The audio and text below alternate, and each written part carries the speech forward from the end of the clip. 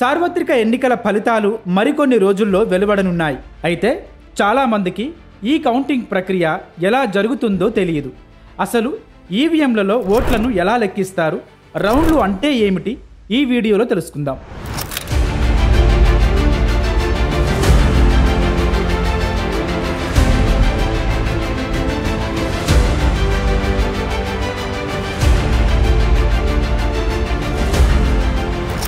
ఎన్నికలు పూర్తయిన తరువాత ఈవీఎం, వీవీప్యాట్లను స్ట్రాంగ్ రూముల్లో భద్రపరుస్తారు. కౌంటింగ్ రోజున ఈవీఎంలను కౌంటింగ్ గదులలోకి తరలిస్తారు. అధికారులందరూ ఉదయం 4 గంటలకే అక్కడికి చేరుకోవాల్సి ఉంటుంది. సెల్ ఫోన్లు, ఇతర ఎలక్ట్రానిక్ వస్తువులను కౌంటింగ్ గదుల్లోకి తీసుకెళ్లడానికి అనుమతి ఉండదు. ఉదయం 5 గంటలకు వారికి లెక్కింపు చేయాల్సిన టేబుల్స్ చూపిస్తారు. కౌంటింగ్ గోప్యతపై సంబంధిత నియోజకవర్గ రిటర్నింగ్ అధికారి సిబ్బందితో ప్రమాణం చేయించి కాగితాలపై సంతకాలు కూడా చేయిస్తారు.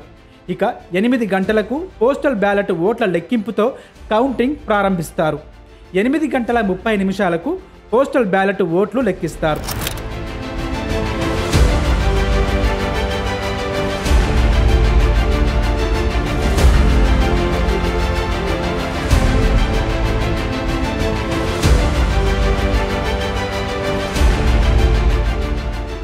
ఒకవేళ పోస్టల్ ఓట్లు ఎక్కువగా ఉండి వాటి లెక్కింపునకు మరింత సమయం పడితే ఆ కౌంటింగ్ కొనసాగిస్తూనే ఈవీఎంల ఓట్ల లెక్కింపు కూడా ప్రారంభిస్తారు. కౌంటింగ్ రూమ్లో ఎన్ని టేబుళ్లు ఉంటాయో ఆ సంఖ్యకు సమానంగా పార్టీ ఏజెంట్లను ఏర్పాటు చేసుకోవచ్చు. కౌంటింగ్ ముగిసే వరకు వారు బయటకు వచ్చేందుకు వీలుండదు. వారికి కేటాయించిన టేబుళ్ల దగ్గర మాత్రమే కూర్చోవాలి. ఇతర టేబుళ్ల దగ్గరికి వెళ్ళి కౌంటింగ్ను గమనించడానికి కూడా అనుమతి ఉండదు. ఇక నియోజకవర్గాల్లో ఉన్న పోలింగ్ కేంద్రాలను, వాటి పరిధిలో పోలైన ఓట్ల ప్రాతిపదికన ఎన్ని రౌండ్లు లెక్కించాలో నిర్ణయిస్తారు. ఒక్కో రౌండ్కు 30 నిమిషాల సమయం ఇస్తారు. ఒకసారి మొత్తం టేబుళ్లపై ఉన్న ఈవీఎంల లెక్కింపు పూర్తయితే ఒక రౌండ్గా రికార్డు చేస్తారు.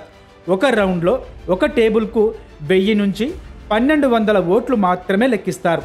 రౌండ్కి 14 టేబుల్స్ వేస్తే ఆ రౌండ్లో 14,000 నుంచి 15,000 ఓట్లు లెక్కిస్తారు. అంటే 1,00,000 ఓటర్లు ఉంటే 8 నుంచి 10 రౌండ్లలో ఫలితం వస్తుంది.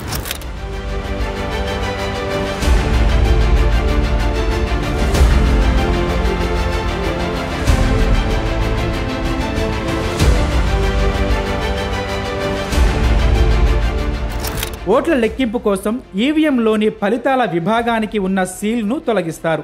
బయట కనిపించే కప్పును తెరిచి ఈవీఎం పవర్ ఆన్ చేస్తారు. ఒకవేళ అది ఆన్ కాకపోయినా, స్క్రీన్పై అడ్డగీతలు వచ్చినా అందులో ఛార్జింగ్ లేదని లేదా తక్కువగా ఉందని అర్థం. ఇలా ఉన్నప్పుడు కొత్త బ్యాటరీని అమర్చుతారు. తర్వాత లోపల కనిపించే మరో సీల్ని తొలగిస్తారు. దాని లోపల ఫలితాలను డిస్ప్లే చేసే రిజల్ట్ మీటా కనిపిస్తుంది. ఆ మీటాను నొక్కగానే ఆ ఈవీఎంలో మొత్తం ఎన్ని ఓట్లు పోలయ్యాయి, ఏ అభ్యర్థికి ఎన్ని ఓట్లు వచ్చాయి అన్నది తెరపై కనిపిస్తుంది. ఆ వివరాలను అధికారులు జాగ్రత్తగా నోట్ చేసుకుంటారు. అయితే ఇంతటితో కౌంటింగ్ పూర్తి కాదు. ఈవీఎంల లెక్కింపు పూర్తయిన తరువాత నియోజకవర్గంలోని పోలింగ్ కేంద్రాల నెంబర్స్ను చీటీలపై రాసి లాటరీ తీస్తారు.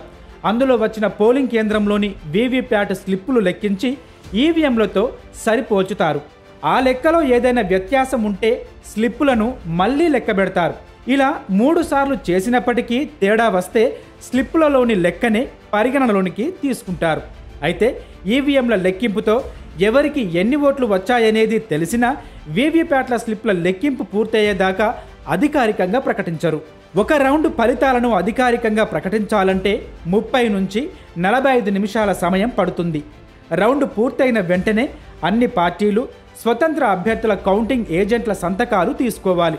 మైక్రో అబ్జర్వర్, కేంద్ర ఎన్నికల పరిశీలకుల సంతకాలు చేయాలి. ఏజెంట్లు ఎవరికీ అభ్యంతరం లేదని చెప్పిన తర్వాతే ఆర్ఓ రౌండ్ ఫలితాలు అధికారికంగా ప్రకటిస్తారు. ఈ ప్రక్రియలో ఏదైనా అభ్యంతరం ఉంటే ఓట్ల లెక్కింపు చాలా ఆలస్యం అవుతుంది. అన్ని రౌండ్ల కౌంటింగ్ పూర్తయిన తరువాత ఎవరు గెలిచారు, ఎంత మెజారిటీ వచ్చిందనేది పూర్తి స్పష్టత వస్తుంది.